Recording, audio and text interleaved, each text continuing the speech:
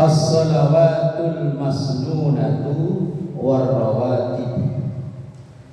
As-salawat jamak dari kata sholat, beberapa sholat. Al-masnunatu yang disunnahkan, warrawatibu dan sholat sunnah yang mengiringi sholat fardu. Jadi bahasan kita untuk hari ini adalah tentang sholat-sholat sunnah. Sunnah itu apa?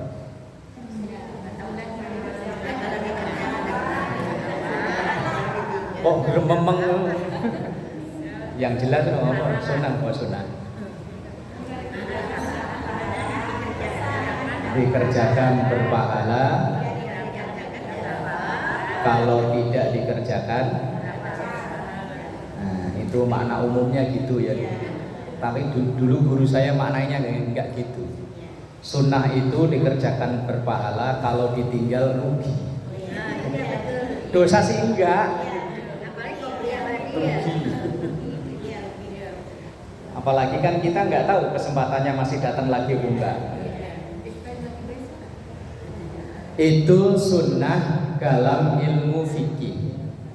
Kalau sunnah dalam ilmu hadis beda lagi. Kita kan sering dengar itu sunnah Rasul. Malam Jumat. Itu saya cari hadisnya. Saya nggak punya suami.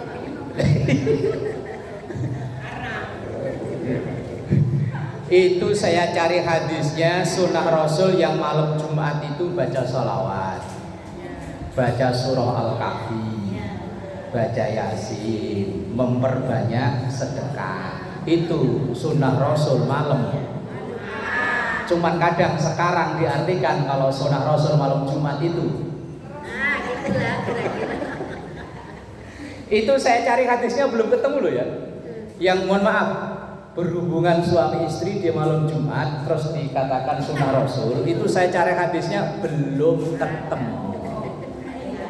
Ya bukan, saya bukan bilang nggak ada, saya cari belum ketemu. Sampai saya tawasul dengan Syekh Google.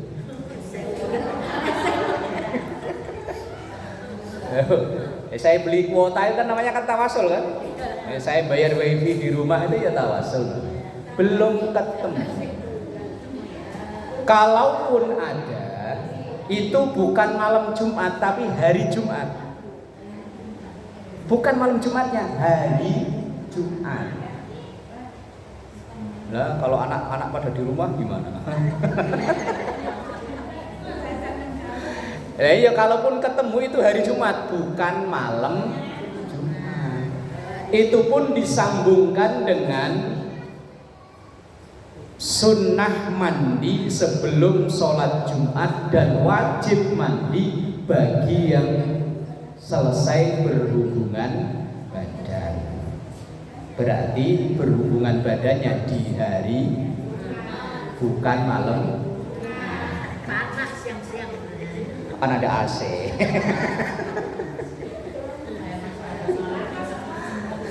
Iya makanya sekarang seakan-akan malah jadi bahasa olok-olok.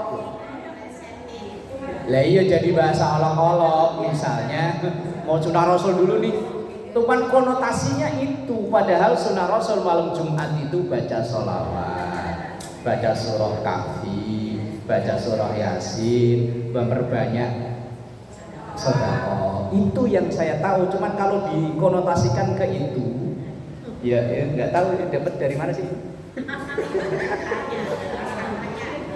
Rahasia umum. Dari ilmu katanya. Kalau ditanya sumbernya dari mana, paling ketemunya di media sosial. Nah, kalau sunnah dalam ilmu hadis itu bukan itu. Kalau sunnah dalam ilmu fikih yang umum maknanya dikerjakan berpahala, ditinggal tidak dosa alias rugi. Lah kalau dalam ilmu hadis yang namanya sunnah itu sesuatu yang disandarkan dari perkataannya Nabi. perbuatannya Nabi atau ketetapan Nabi. Itu yang disebut dengan sunnah. Nabi ngomong apa tuh? Nah, itu namanya sunnah Nabi, sunnah Rasul. Rasul ngelakuin apa tuh? Ya, itu namanya sunnah Rasul. Atau sesuatu yang beliau diam. Itu pernah ketika Rasulullah berkunjung ke satu daerah, melihat para sahabat itu menyantap daging dog. Dog itu kalau di kamus mirip kayak biawak, tapi ya nggak tahu biawak Arab atau biawak sini beda atau nggak tahu. Pokoknya tulisannya itu dog, kalau di kamus gambarnya mirip dengan biawak. Cuman saya lihat di video, dog itu makannya dedaunan. Kalau biawak makannya apa? Ayam. Berarti kan beda ya. Saya lihat di video itu makannya dog itu daun. Ya kayak apa ya, sejenis kambing, cuman hewannya mirip biawak. Lah ketika Rasulullah ditawari makan itu, beliau nggak ngambil, nggak makan, tapi beliau nggak larang. Para sahabat makan nggak larang, beliau diam. Nah, ini namanya ketetapan. Beliau melihat satu kejadian, beliau tidak melarang, tapi beliau juga tidak melakukan. Diamnya Rasulullah pada saat beliau tahu, itu namanya sunnah dalam ilmu hadis. Kalau dalam ilmu fikih yang kita kaji ini kan ilmu fikih. Beda lagi nanti kalau ilmu hadis, walaupun namanya sama, sunnah. Wajib itu dalam ilmu fikih, dalam ilmu tauhid ya beda-beda. Nah, sekarang yang kita bahas ini adalah ilmu fikih. Sholat-sholat yang disunnahkan. Dan sunnah dalam hal ini terbagi menjadi dua. Ada muakkad dan ghairu muakkad. Muakkad itu sholat sunnah yang sangat dianjurkan. Kalau memang tidak ada udzur, ya sebaiknya jangan ditinggal. Itu muakkad. Tapi ada yang level kedua namanya ghairu muakkad. Sholat sunnah yang biasa-biasa saja, levelnya biasa-biasa saja. Di bawah kelasnya, di bawah muakkad itu tadi. Wassalawatul masnunatu, dan sholat-sholat yang disunnahkan khamsun, itu 5. Yang pertama al-idani, 2 sholat hari raya. Ini sholat yang menjadi idola banyak kaum muslimin. Kadang subuhnya nggak sholat, idnya aja sholat.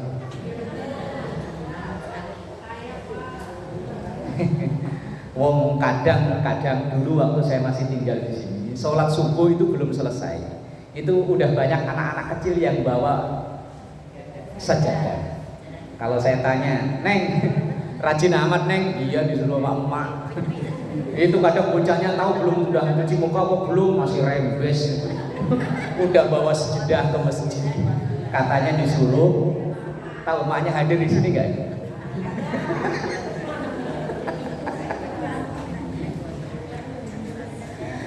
Ini sholat jadi idola loh.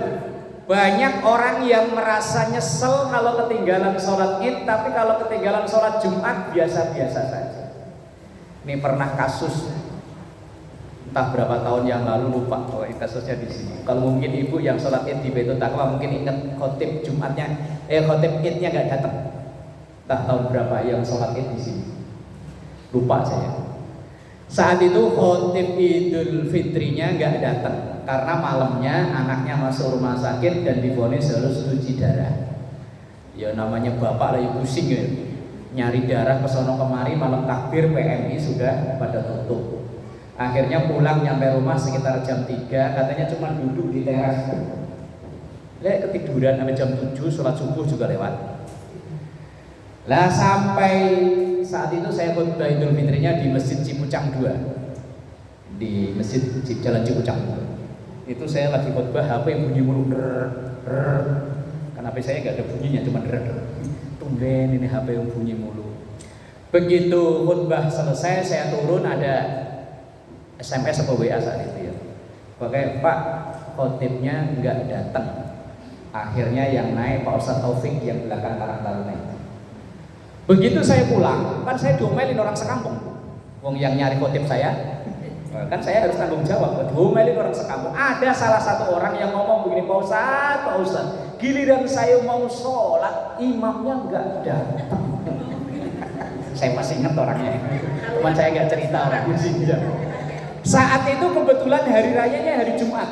Saya bilang begini, Pak, nanti kan ada Jumatan. Ah enggak, takut nanti khotibnya nggak datang lagi. Segitunya. Orangnya masih ada, saya sering ketemu masih. Ya Allah, kayaknya itu nyesel banget loh dia nggak sholat Idul Fitri, padahal Idul Fitri hukumnya sunnah, sementara Jumat hukumnya. Saya bilang nanti masih ada sholat Jumat. Enggak, kalau khotibnya nggak datang lagi, dijamin kalau ini datang. Karena yang khotib nanti Ustaz Kaswan, jadwalnya Ustaz Kaswan dari itu. Insya Allah datang nanti habis sholat Jumat orangnya baru pulang kampung.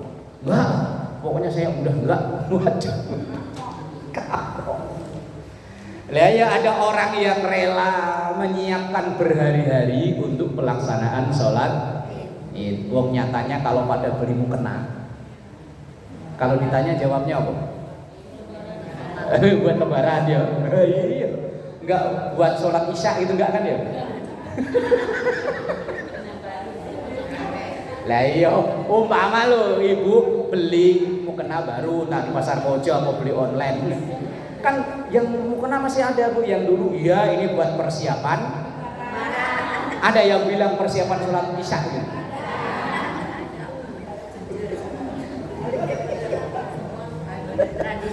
Lah iya, sholat sunnah ditunggu-tunggu, persiapannya pun kadang berhari-hari. Mukena baru, sendal baru, gamis baru, pokoknya baru semua. Giliran sholat subuhnya, kadang sholat subuhnya pakai mukena yang udah buluken, yang putih tapi ininya ada hitam-hitamnya. Nggak ada Jakarta, Pak Ustaz. Oh nggak ada Jakarta ya?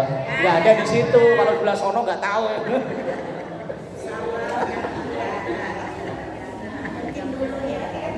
Yang sholat wajib, kadang yo pakai mukena udah melintir mentul-mentul masih dipakai.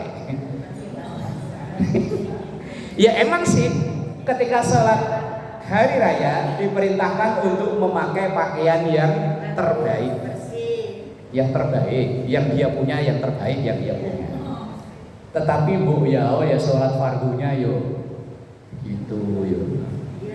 Iya. Menghadap Allah itu yang harusnya. Lah iya memang, tapi nyatanya realnya gimana yuk? Yang sholat 5 waktu itu mukena yang dicentelin di tempat sholat itu kadang nyucinya berapa lama?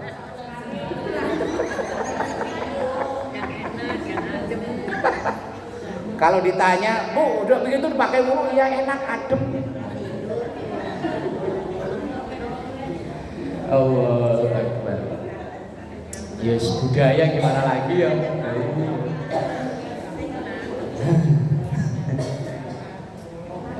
Sunnah hukumnya, ini namanya sunnah muakkad, sunnah yang sangat kalau itu ditanya, selain dalam keadaan darurat, pernah nggak sholat id gitu? Selain darurat, entah sakit, entah apa, yang pokoknya nggak berangkat, di rumah aja gitu. Pernah? Kecil nggak tahu. Lihat sekarang loh, kalau kecil mah apa ditanya? Orang jam habis sholat subuh aja buru-buru, kalau kecil apa sajadah. Lah inilah hebatnya orang Islam Indonesia itu. Sampai sholat sunnah aja nggak pernah ketinggalan, apalagi yang nggak tahu kalau yang wajib. Ya Allah, Rabbi walillahil hamd. Belum pernah saya ngomongin orang begitu. Pak, kalau sholat 5 waktu kan tiap hari. Kalau sholat id kan setahun cuma 2 kali. Saya kalau debat sama orang begitu, mending iya saya iya. Mau debat nggak bakalan kelar, pasti menang dia daripada saya. Lalu saya pernah debat sama security aja saya ngalah, bukan ngalah sih aslinya, ya memang kalah. Dia kerja di masjid mulai dari tahun 90-an sampai sekarang belum pernah sholat.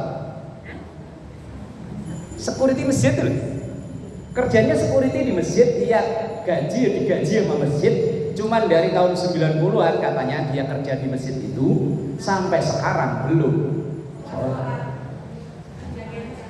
Lah, rahasia antar bahaya. Lah pernah satu hari ketika saya habis ngisi pengajian di masjid itu, ketua masjidnya ngomong, "Pak Ustaz, saya bisa minta tolong nggak?" "Apa itu Pak?" "Baji, itu salah satu security saya, mulai dari kerja di sini sampai sekarang belum pernah sholat. Kalau kita yang nyuruh, wah ngelesnya jago. Udah coba dah." Itu sekitar setengah jam satuan lah, setengah dua. Kayak biasanya saya diisi di situ pengajian duhur.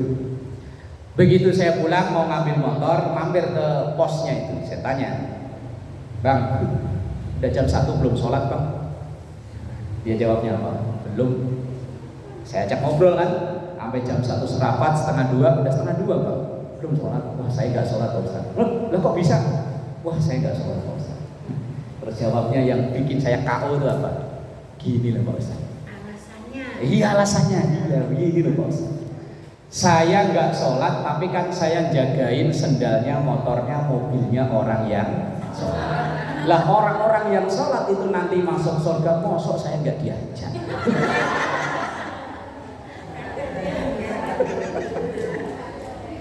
Terus dia bikin dalil lagi. Itu saya kan setiap hari ini dengar para kiai, para ustadz pada ceramah. Umumnya masjid itu masjid gede, setiap hari itu pengajian, setiap hari. Habis zuhur ada pengajian, habis maghrib ada pengajian, habis subuh ada pengajian, tiap hari. Lah dia dalilnya begini loh Pak. Kan ada cerita di Quran, seekor anjing yang ngikutin Ashabul Kahfi, jagain Ashabul Kahfi, tidur di dalam. Anjing itu rela di depan gua, pintu gua, sampai ditimukin orang sampai kakinya pincang. Akhirnya cerita akhirnya itu anjing masuk surga bareng dengan Ashabul. Lah anjing aja masuk surga, mosok saya yang manusia? Saya langsung yo udah saya langsung pamit pulang.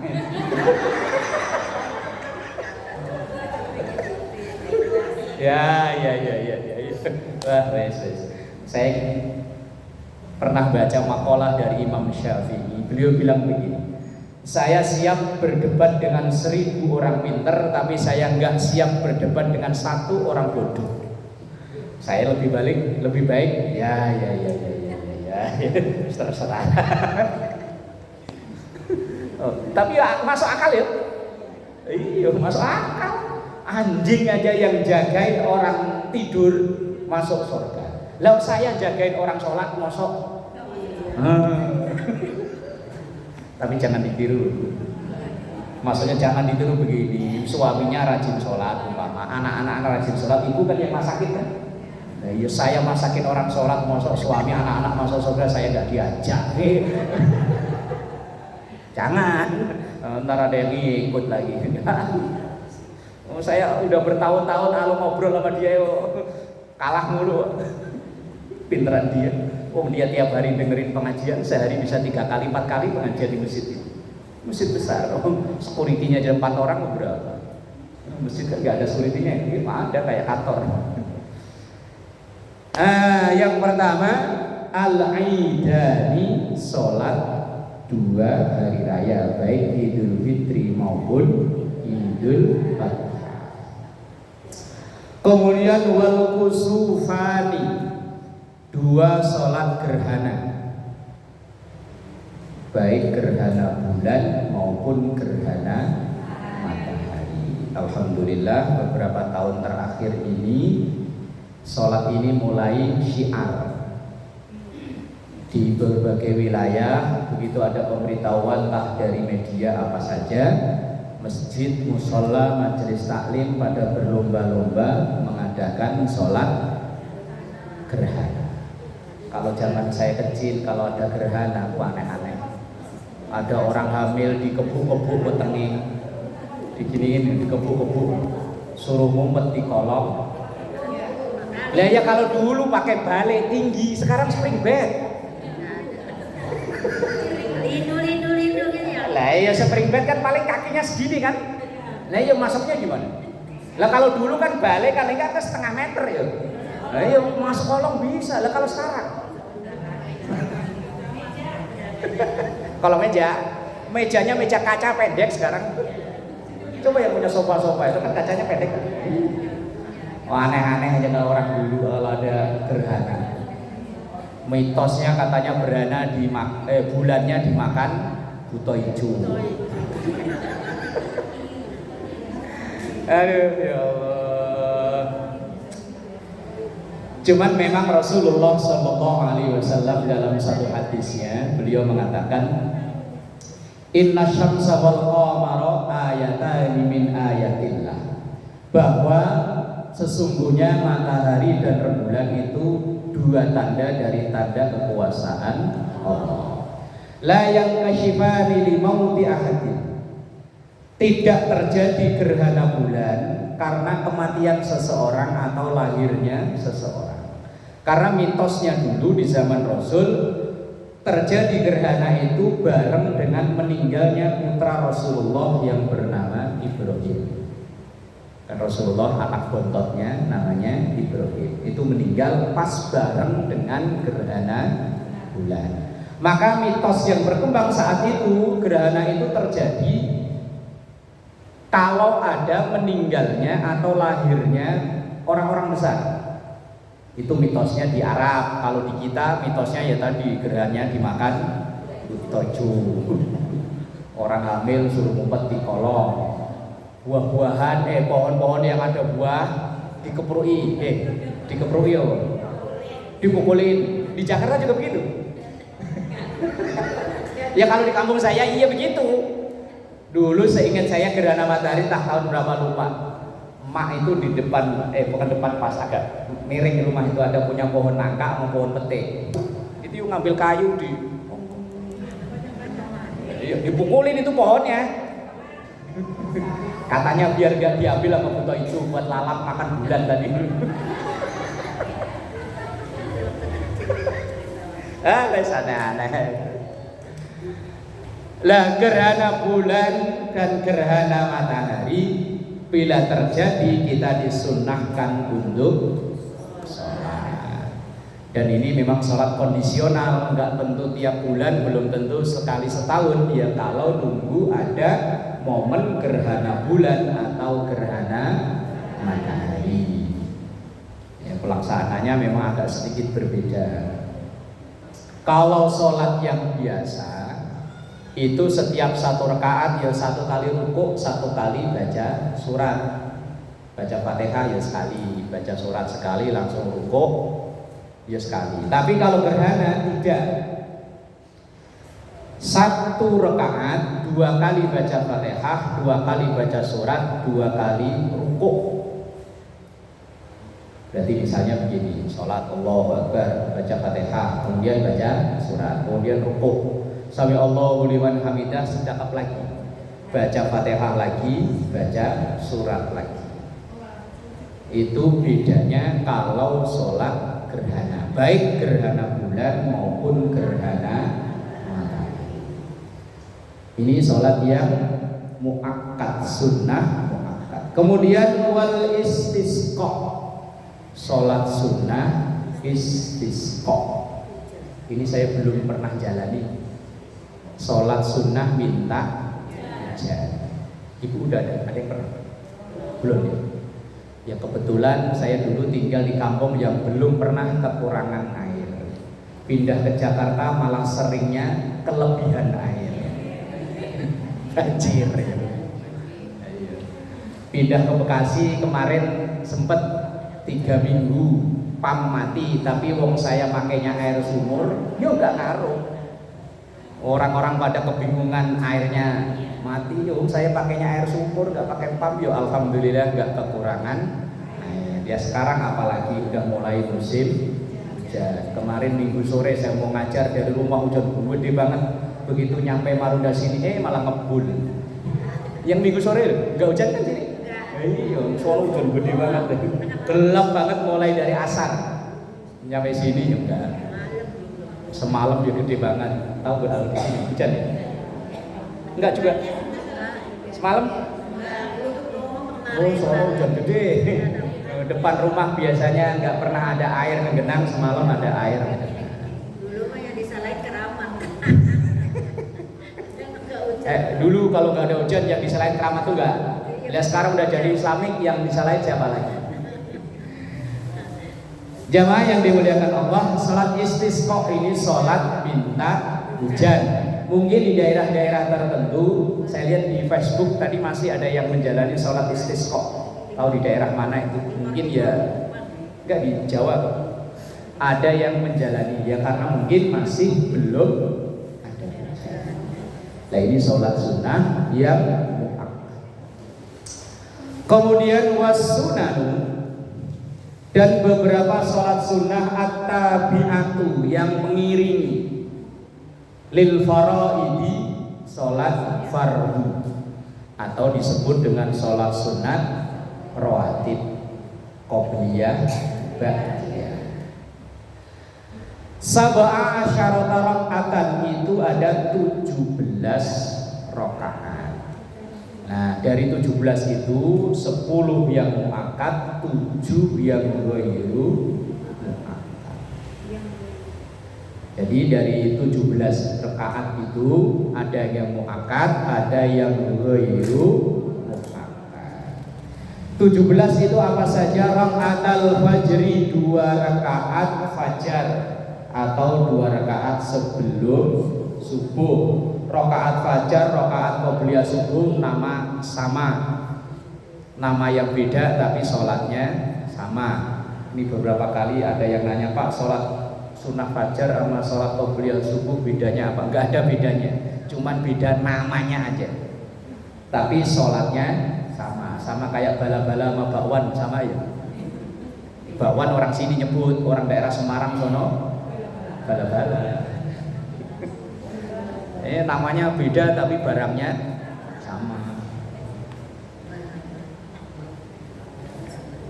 Kalau di tempat lain malah ada yang nyebut bakpia. Nah, iya, orang Semarang sono nyebutnya bala-bala bukan bakwan. Di sono beli bakwan nggak tahu apa bakwan. Kemudian wa arba'un qabla dzuhri, 4 rakaat sebelum zuhur. Wa raka'atani ba'dahu, dan 2 rakaat setelah zuhur. Wa arba'un, dan 4 rakaat qabla al-asri, sebelum asar. Wa raka'atani, dan 2 rakaat ba'dal maghribi, setelah maghrib. Nah kalau sebelum maghrib, yang sebelum maghrib.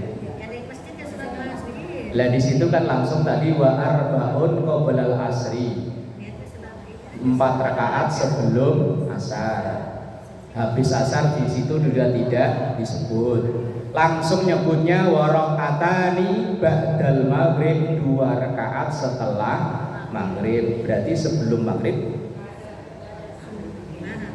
Ada yang sholat sebelum maghrib.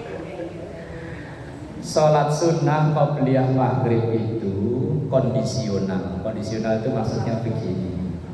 Kalau memang maghrib itu kan waktunya pendek.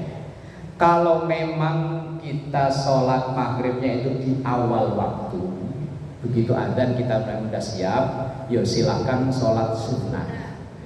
Lah, kok di sini tidak disebutkan? Bukan berarti kalau di kitab ini tidak disebutkan, bukan berarti tidak ada. Karena yang kita ngaji ini kan beberapa hari lalu saya bilang kan, orang ngaji kitab fikih itu kan berjenjang, bertahap. Ibarat ada kelas PAUD, kelas TK, ada SD, ada SMP dan seterusnya. Nah ini kelas kalau yang kitab ibu pegang itu iya, tapi kalau ini juga. Karena di sini ada keterangannya banyak. Kalau ini nggak ada fathah, nggak ada kasroh, nggak ada doma. Iya. Kalau itu kan enak, ada fathah, ada kasroh, ada doma, plus ada terjemahnya nih. Kalau ini nggak ada. Di TK, di bawahnya TK PAUD. Dan kenapa qobliyah maghrib itu tidak disebutkan di situ? Lah tadi saya bilang, bukan berarti yang tidak disebutkan itu tidak ada. Qobliyah maghrib itu Rasulullah Shallallahu Alaihi Wasallam beliau mengatakan, "Sallu qoblal maghribi rak'atain." Summa qala fis salisati liman syaa. Hadisnya begitu. Sallu, salatlah kalian qoblal maghribi, sebelum maghrib. Berapa rakaat? Rak'ataini, 2 rakaat. Summa qala fis salisati, kemudian beliau malah mengulangi perintahnya itu 3 kali loh.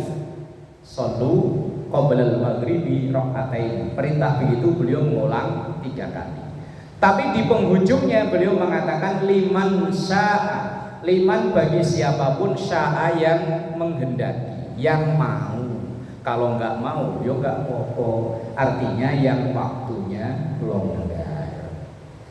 Kalau memang tadi saya bilang di awal, kalau memang waktu azan maghrib itu kita sudah siap, berarti kan waktunya longgar. Maka silakan qobliyah maghrib. Tapi kalau azan maghrib kok ibu masih sibuk, Sibuk cuci piring. lah yung boh lah, saya nggak tahu mau cuci piring, apa ngepel, apa masih nonton TikTok, ya nggak tahu lah ya. Lah musola udah komat masih aja, sampai anaknya pulang dari musola, mak belum sholat. Maka kalau begitu ya nggak perlu qobliyah. Kadang saya tuh mohon maaf ya, ini kasusnya kan di bapak-bapak sih. Kadang ada orang datangnya udah telat, begitu datang langsung sholat sunnah, sementara yang lain udah nunggu. Kalau saya yang pas kebetulan ada, yang biasa bilalnya ada, saya suruh komat. Kalau orangnya marah-marah, sini saya gitu, langsung nih kitabnya baca sendiri. Cuman ya alhamdulillah sampai sekarang sih belum pernah ada yang protes. Cuman sering ada orang baru takbir Allah komat, begitu dia komat sholatnya dibatalin. Saya bilang kadang, padahal kalau lagi ngaji pengajian subuh kan bapak-bapak saya ngajar, saya bilang kalau memang datangnya belakangan nggak perlu qobliyah maghrib, kecuali kalau yang pas azan udah ada di situ. Ini udah datang belakangan qobliyah maghrib. Nah ya, kadang ada orang mampir yang memang buru-buru kan kasihan. Itu kalau maghrib lah, kalau subuh mah tetap saya tungguin, mau kok salat qobliyahnya bacanya Al-Baqarah dihabisin juga.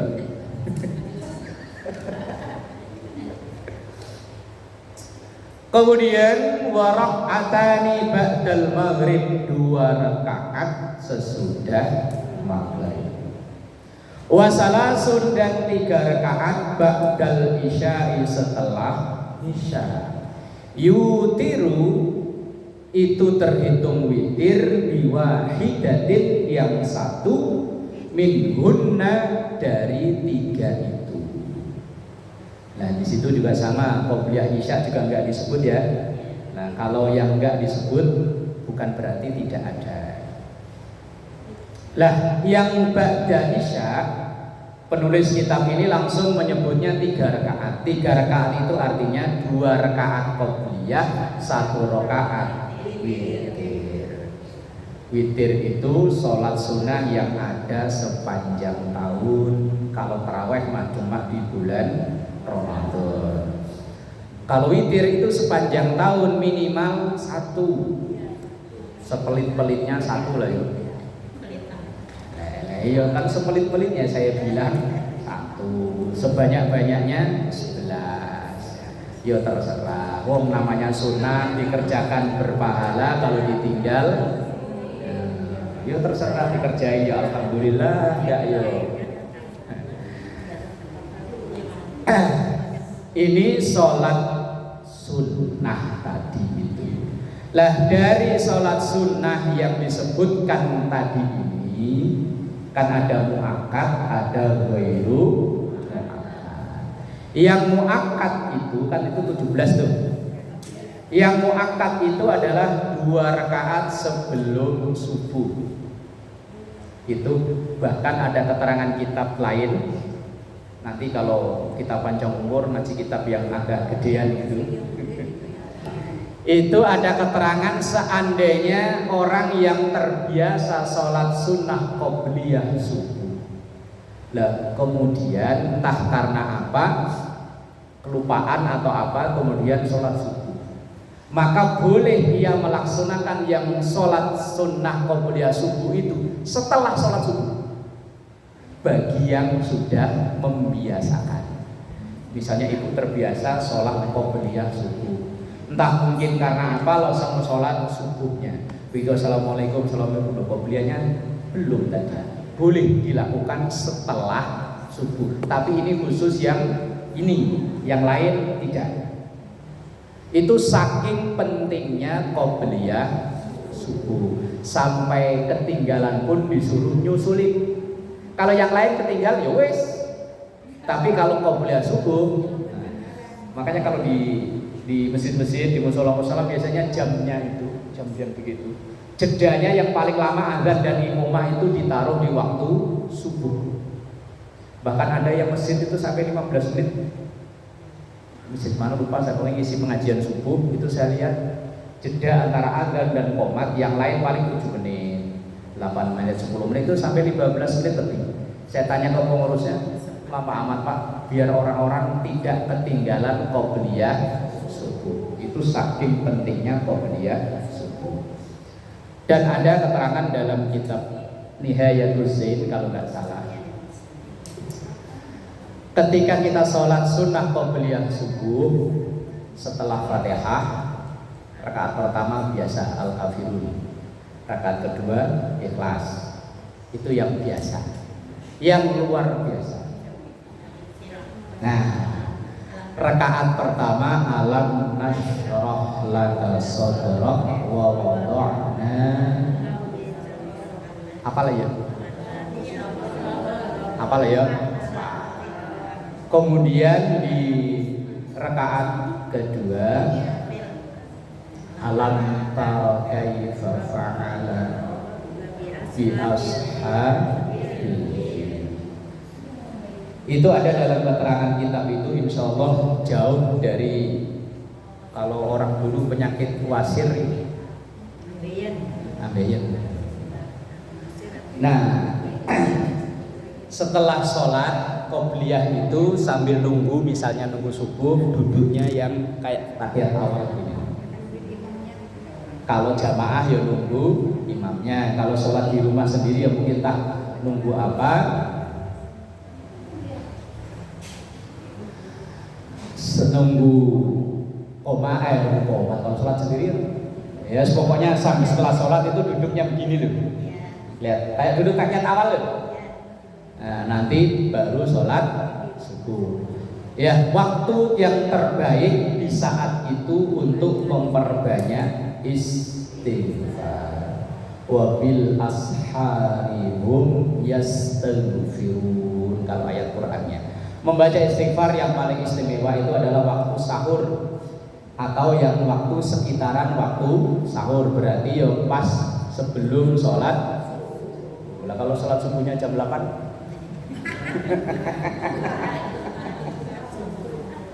itu namanya subuhan, subuh awan-awan.